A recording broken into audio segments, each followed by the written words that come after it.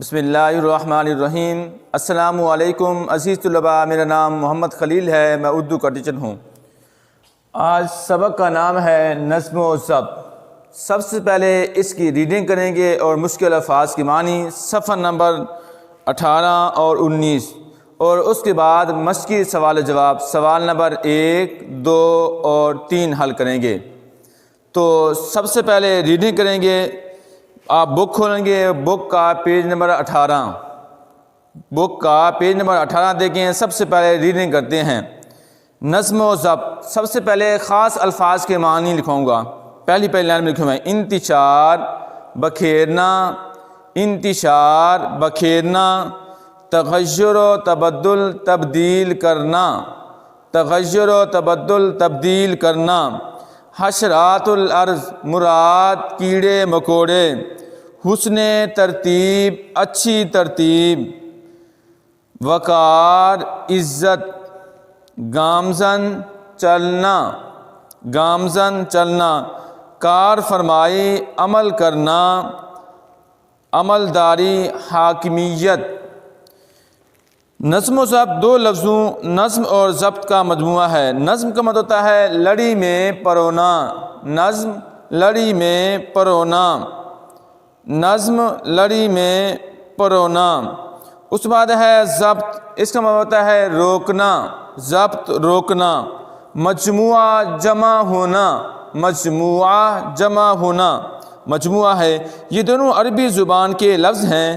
نظم کے معنی ہے لڑی میں پرونا اور ترتیب دینا، جبکہ ضبط کے معنی ہے رکاوٹ۔ رکاوٹ کا مطلب ہوتا ہے روک پیدا کرنا، رکاوٹ، روک پیدا کرنا۔ اس کا مطلب یہ ہوا کہ اپنے کاموں میں کسی قانون اور قاعدے کا مطلب ہوتا ہے قانون، قاعدے، قانون کی پابندی، پابندی کے مطلب فرما برداری، پابندی، فرما برداری کرنے کا نام نظم و ضبط ہے۔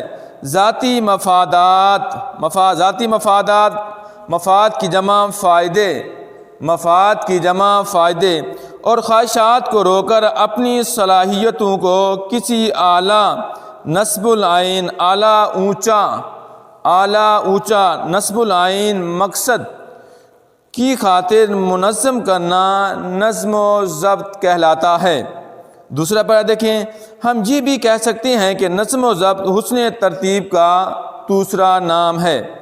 جو لوگ نظم و ضبط کی پابندی کرتے ہیں ان کی زندگی اصول و ضوابط کے مطابق گزرتی ہے۔ اصول و ضوابط، قاعدے اور قانون، اصول و ضوابط، قاعدے اور قانون۔ ان کے ہر کام میں ایک سلیقہ اور ترتیب نظر آتی ہے۔ سلیقہ کام کرنے کا طریقہ، سلیقہ کام کرنے کا طریقہ۔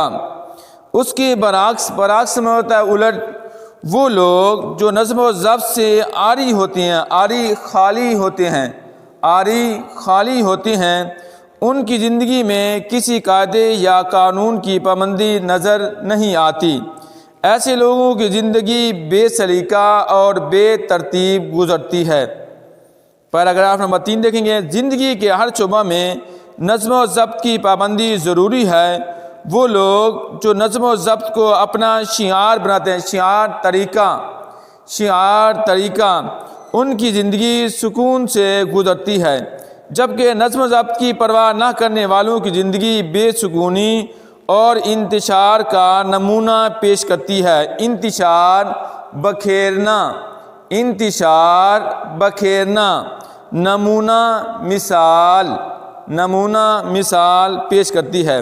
زندگی میں وہی لوگ کامیاب ہوتے ہیں جو اپنے کام کی منصوبہ بندی کرتے ہیں، منصوبہ بندی، تجویز، منصوبہ بندی، منصوبہ تجویز بندی کرتے ہیں اور وقت کو بہترین انداز میں صرف کرتے ہیں۔ صرف کا مطلب خرچ کرتے ہیں، صرف کرتے ہیں، خرچ کرتے ہیں۔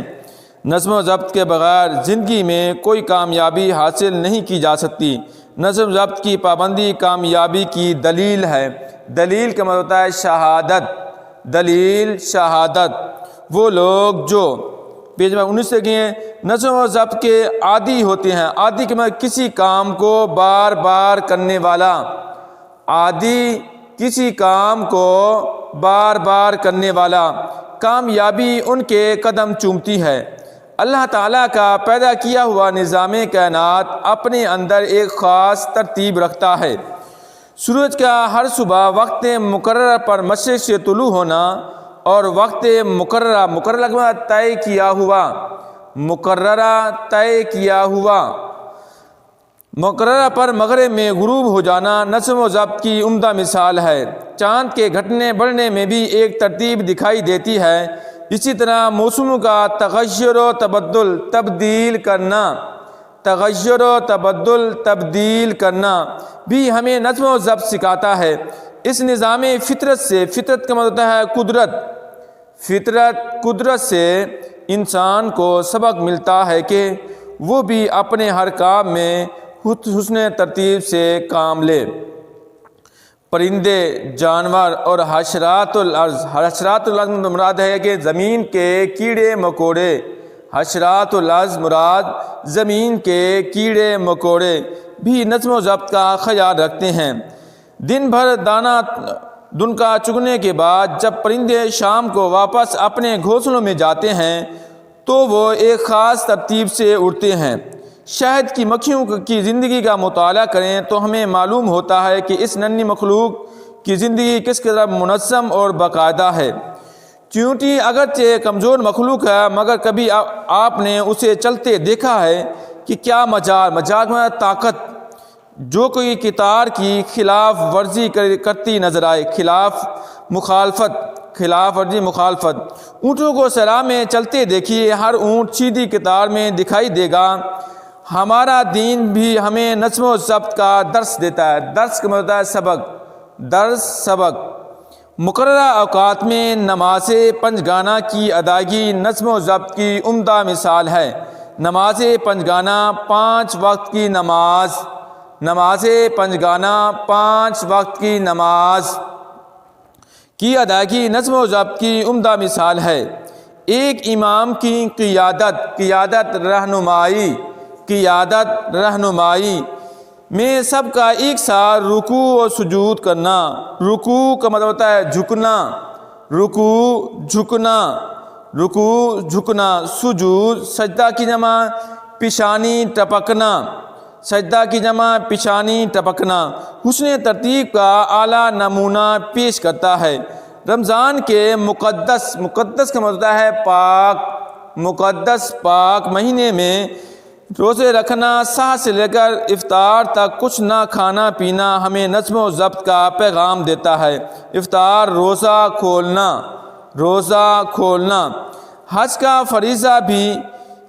فریضہ فرض کیا ہوا بھی خاص ایام یوم کی جمع دن میں انجام پاتا ہے. مختلف ممالک سے تعلق رکھنے والے لاکھوں مسلمانوں کا ایک ہی لباس میں ہونا ہمیں نظم و ضبط کا احساس دلاتا ہے. نبی کریم صلی اللہ علیہ وسلم نظم و ضبط کو بہت اہمیت دیتے تھے. اہم ہونا. آپ صلی اللہ علیہ وآلہ وسلم جب نماز کے لیے کھڑے ہوتے تو سب سے پہلے صفیں سیدھی کرواتے. آپ صلی اللہ علیہ وسلم فرماتے صفیں سیدھی کرو، صفیں ٹیڑھی مت بناؤ ورنہ اللہ تعالیٰ تمہارے دلوں کو ٹیڑھا کر دے گا.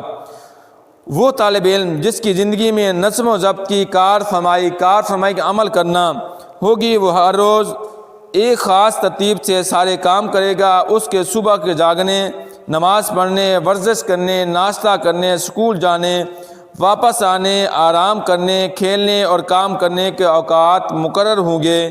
نظم و ضبط کی وجہ سے اسے امتحان میں کوئی پریشانی نہیں ہوگی.